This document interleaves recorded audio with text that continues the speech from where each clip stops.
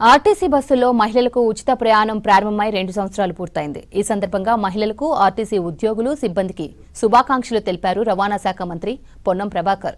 సోనియా గాంధీ జన్మదినం సందర్భంగా డిసెంబర్ 9, 2023 నాడు సీఎం రేవంత్ రెడ్డి నాయకత్వంలో ఆర్టీసీలో ఉచిత బస్సు ప్రయాణం ప్రారంభమైందని గుర్తు చేశారు పొన్నం. ఇప్పటి వరకు 251 కోట్ల మంది మహిళలు 8,459 కోట్ల విలువైన ప్రయాణం పొందగలిగారని చెప్పారు. బస్సులో ప్రయాణం చేయడమే కాదు, మహిళలను బస్సులకు యజమానులుగా చేసిన ప్రభుత్వంగా కాంగ్రెస్ సర్కార్ నిలుస్తుందన్నారు మంత్రి పొన్నం. 2023 నాడు గౌరవ ముఖ్యమంత్రి రేవంత్ రెడ్డి గారి నాయకత్వంలో తెలంగాణ ప్రజాపాలన ప్రభుత్వం తెలంగాణ అక్కా చెల్లెలందరికీ ఉచిత బస్సు ప్రయాణ సౌకర్యం కలుగజేసింది. మహాలక్ష్మి పేరు మీద ఇవాళటి వరకు 251 కోట్ల మంది దాదాపు 8,000 కోట్ల రూపాయల విలువగల ప్రయాణాన్ని పొందడం జరిగింది.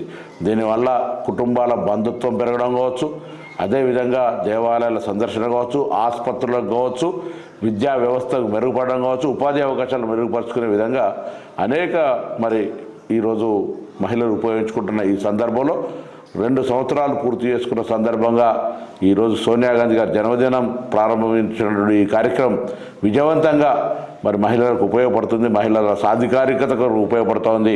బస్సులో ప్రయాణం చేయడమే కాదు, బస్సులకు యజమానులను ఇచ్చినటువంటి ప్రభుత్వంగా ఈరోజు తెలంగాణ ప్రజాపాలన ప్రభుత్వం. ఈ సందర్భంగా తెలంగాణలో ఉన్నటువంటి అక్కా చెల్లెలందరికీ రవాణా శాఖ మంత్రిగా తెలంగాణ ప్రభుత్వం పక్షాన నా హృదయపూర్వకంగా శుభాకాంక్షలు తెలియజేస్తా ఉన్నాను.